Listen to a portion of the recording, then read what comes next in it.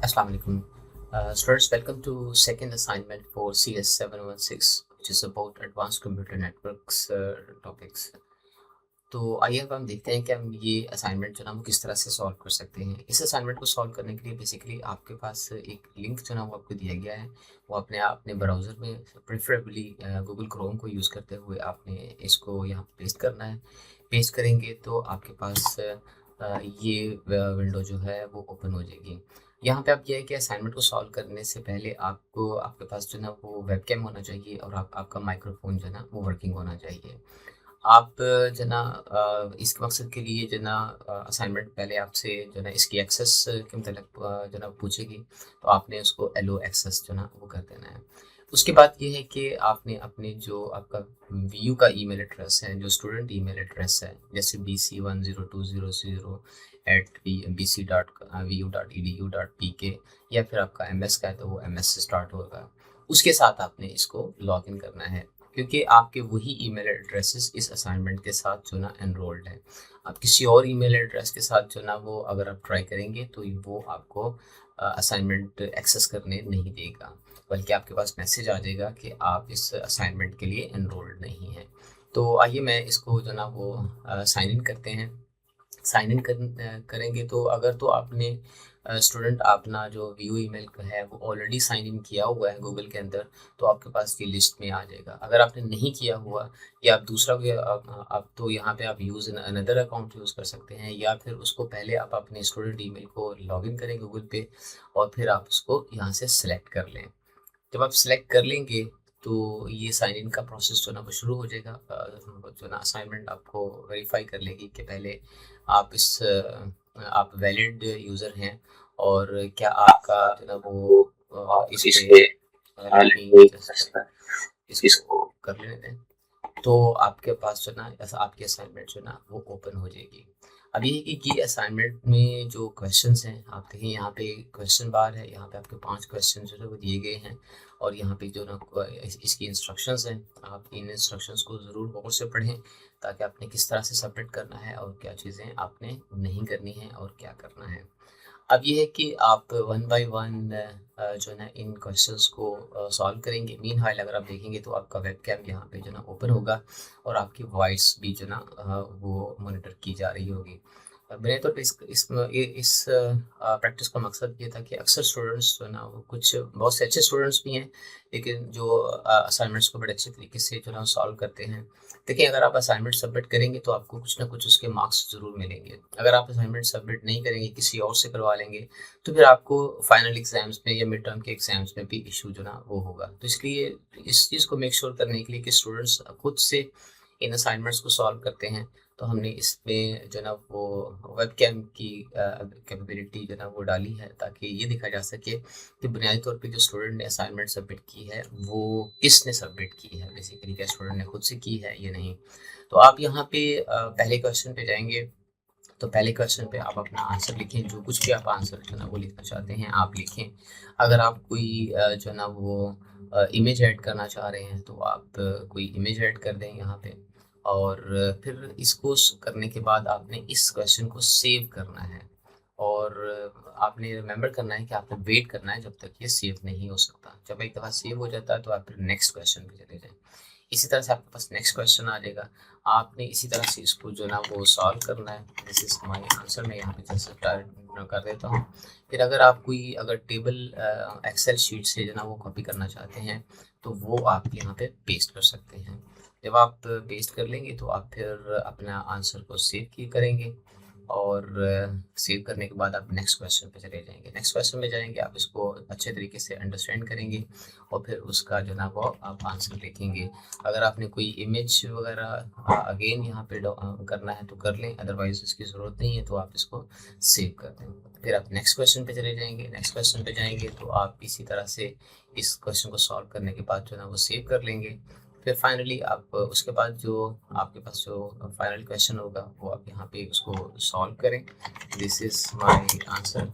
कोशिश करें कि जब आप आंसर्स लिख रहे हैं तो बहुत ज़्यादा इमेजेस ऐड ना करें, बहुत बड़े इमेजेस ऐड ना करें, क्योंकि वो आपको फिर सेव नहीं करने देगा। इस असाइनमेंट के लिए बुनियादी तौर पे रिक्वायर्ड है कि स्टूडेंट्स जो ना फोकस्ड आंसर और टू द पॉइंट आंसर्स दें। कोई भी एडिशनल चीज़ें, जब आप बहुत सारी एडिशनल चीज़ें डालेंगे, बहुत सारा टेक्स्ट लिखेंगे, तो वो आपको सेव नहीं करने देगा और आपको सबमिट भी नहीं करने देगा।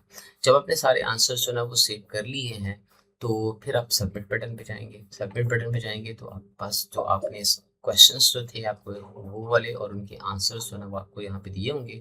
आपने इनको एक दफ़ा रिव्यू कर लेना और मेक श्योर करना है कि दे आर करेक्ट और ये एग्जैक्टली वैसे ही हैं जैसे आप वहाँ से देख रहे होंगे।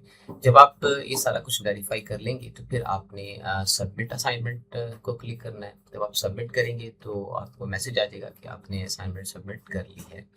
जब आपकी असाइनमेंट सबमिट हो गई है तो फिर आप यहाँ पे जनरेट एंड डाउनलोड पीडीएफ को क्लिक करेंगे। ये आप जब क्लिक करेंगे तो आपके पास से एक पीडीएफ जो है ना वो ओपन हो जाएगी। यहाँ पे जो है ना वो हमने डाउनलोड की है, ये देखिए अगर यहाँ पे। तो इसमें आपके अगर पहले क्वेश्चन के ऊपर, अगर पहले पेज के ऊपर ये इन्फॉर्मेशन आ रही है तो दिस इज़ फाइन। ये भी पॉसिबल हो सकता है कि आपका पहला पेज क्वेश्चन जो है ना, हर क्वेश्चन जो है ना सेपरेट पेज के ऊपर हो, डिपेंडिंग ऑन कि आपने क्या चूज़ किया हुआ है। आप एक दफ़ा वेरीफाई कर लें कि आपके सारे आंसर्स जो है यहाँ पे मौजूद हैं। फिर आपने इसको जो है इस असाइनमेंट को आपने डाउनलोड कर लेना है। कोशिश करें कि इसको कहीं कहीं पे सेव कर लें। और वैसे तो ये आपके इस फ़ोल्डर में ऑलरेडी डाउनलोड जो ना वो हो चुकी हुई है। तो इस असाइनमेंट को अब आपने एलएमएस के ऊपर अपलोड कर देना है। अब ये आपकी असाइनमेंट जो ना वो सबमिट हो गई है और आपका जो ना वो जो कुछ आपने करना था वो सारा कंप्लीट हो गया। अब चूँकि ऑलरेडी आप लॉग्ड इन है तो उसने ये देख लिया। आपके पास सबमिशन का जो ना वो ऑप्शन भी आ रहा है कि आपने ऑलरेडी सबमिट कर दिया है। जैसा ऑलरेडी जो ना वो सबमिट हो चुकी है, आप इसको चेंज अप नहीं कर सकते हैं। तो दैट्स ऑल।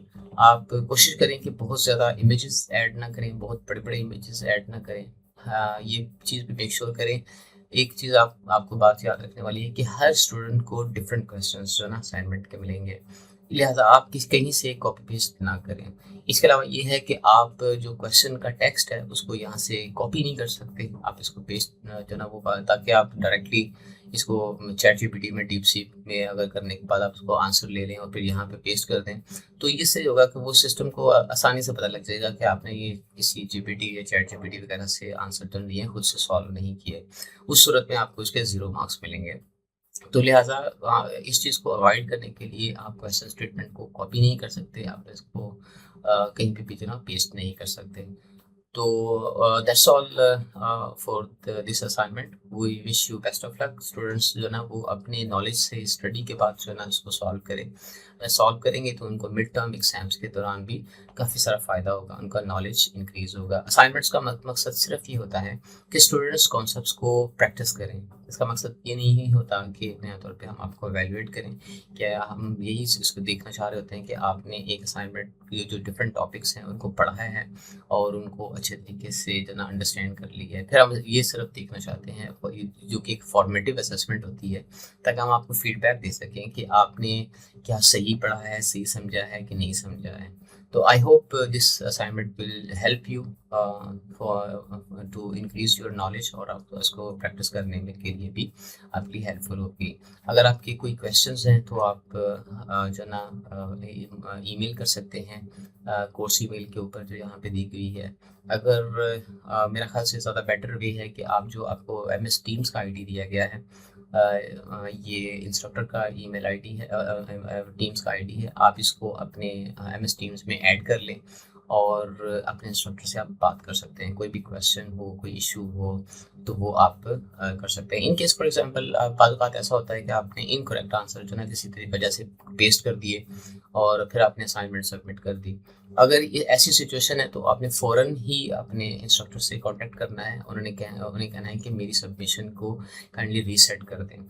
तो जब आप रिक्वेस्ट करेंगे तो इस मकसद के लिए इंस्ट्रक्टर्स जो है ना वो आपको कहेंगे कि आप अपने ऑफिशियल BU ईमेल एड्रेस के ज़रिए से रिक्वेस्ट भेजें कोर्स ईमेल के ऊपर। जब आप वो ईमेल भेजेंगे तो आपकी सबमिशन का स्टेटस जो है ना वो चेंज कर दिया जाएगा, यानी कि आप दोबारा से अपनी क्वेश्चंस को एडिट कर सकते होंगे। ये है कि आपके पुराने क्वेश्चंस और आंसर्स, आपके क्वेश्चंस वही रहेंगे जो आपको पहले मिले थे, और आपने जो आंसर्स सेव किए हुए थे वो भी आपको वहाँ पे मिल जाएंगे। आप उनको चेंज कर सकते हैं और दोबारा से सबमिट कर सकते हैं। फिर आपको नई जो पीडीएफ जनरेट करके उसको अपलोड करना पड़ेगा। Thank you very much, that's all, and we wish you best of luck to solve this assignment. अस्सलाम वालेकुम।